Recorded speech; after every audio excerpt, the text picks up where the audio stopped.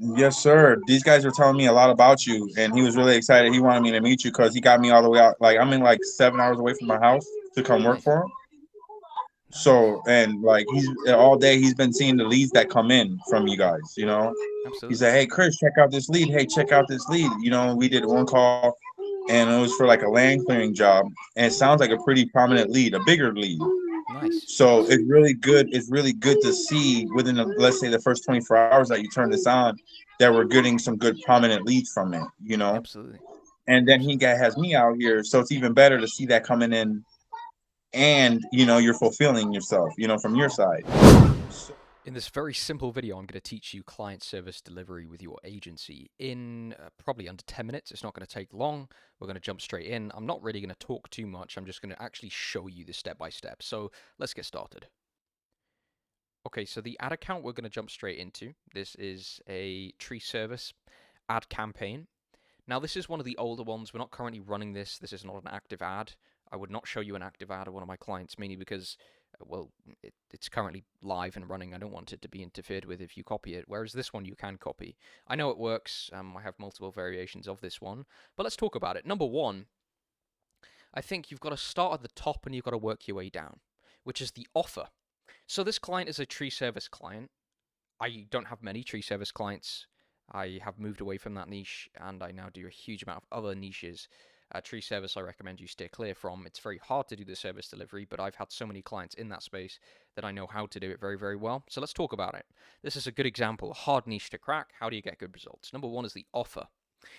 People forget this. They think, okay, well, I'm going to have a good offer for my agency. But then they never create a good offer for their clients, which doesn't make sense because the principle of advertising is putting a fantastic offer in front of the consumer's face to produce results. You're not just advertising pretty pictures.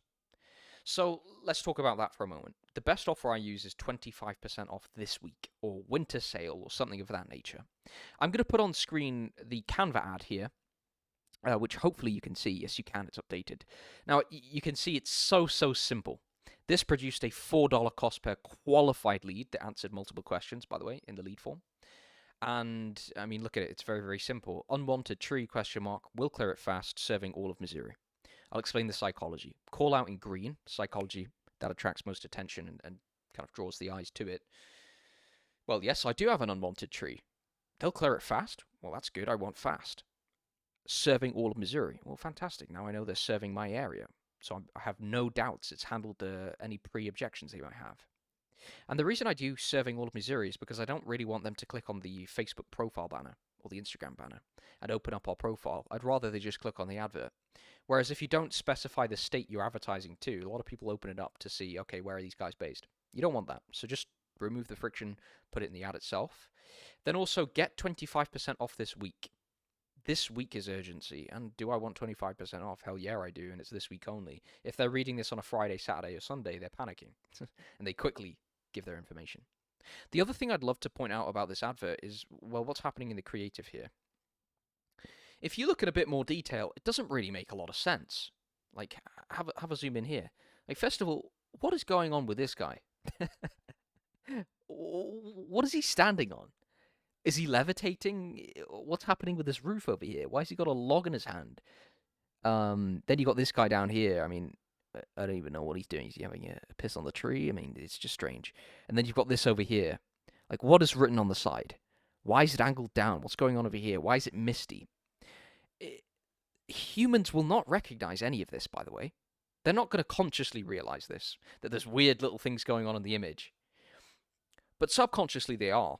And that's the reason it catches attention. There are two things that capture attention with human brains.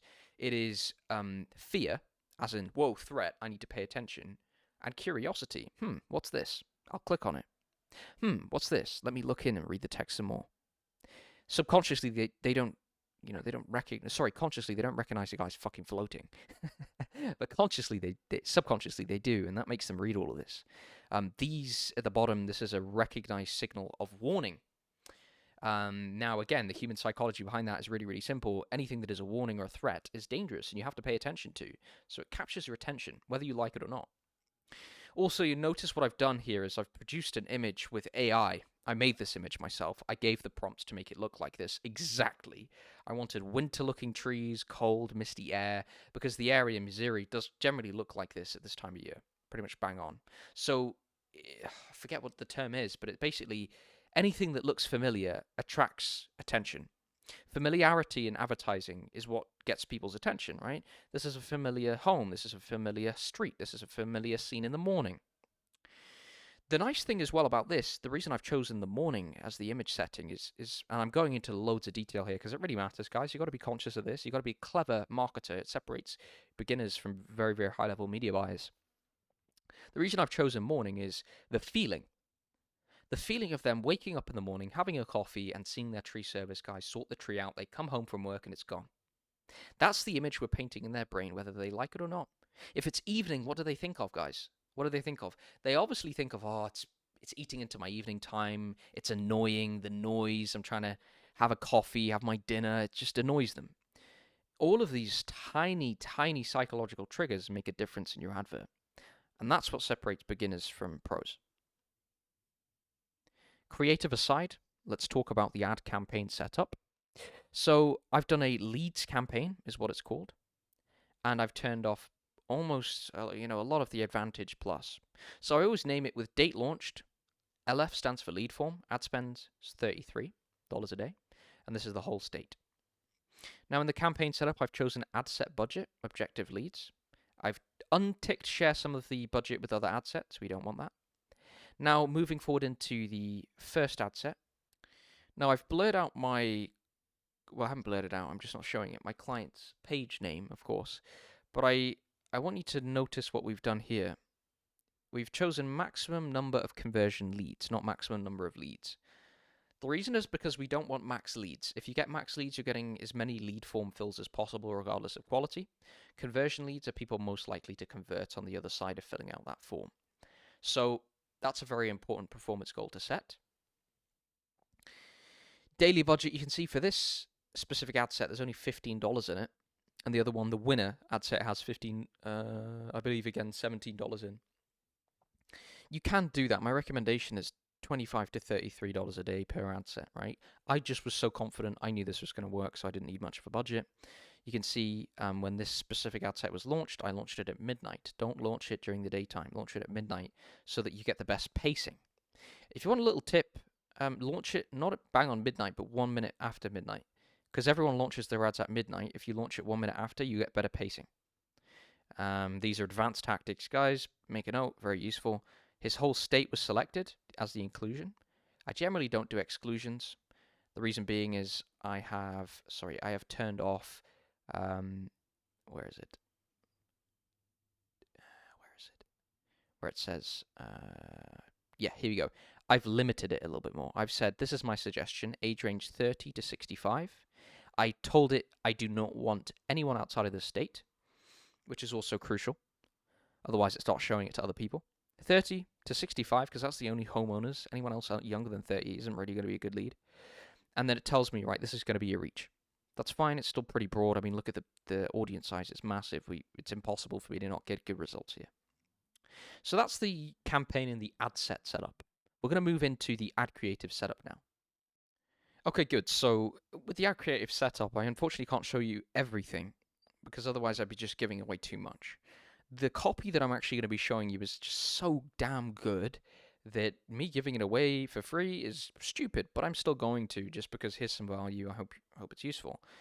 Now, the primary text that I'm using, screenshot it, take a look, works very, very well. Turn off, please, for the love of God, just turn off all the Advantage primary text and other variations it makes, especially with the headlines.